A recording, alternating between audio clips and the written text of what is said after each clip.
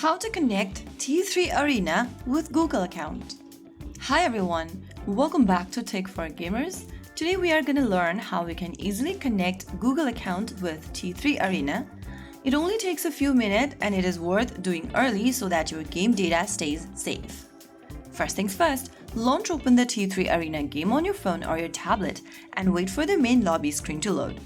Once it does, go to the upper right corner and tap on the menu button, which represents as 3 horizontal menu. Now, click on Options. Under Options, click on Account. Under Account Info, tap on My Account. Now, you'll end up in this Account Security Center.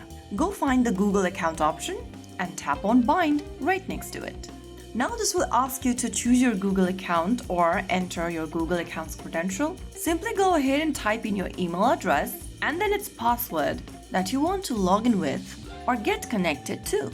Just make sure to type in your Google account's credentials correct. Type in your correct email or phone number and then your password on the next page, and once you have the correct credential, you will be able to bind Google account with T3 Arena. So that's how it's super easily done. After linking, you will see your Google account shown as connected in the account section, and now your progress is safer going forward.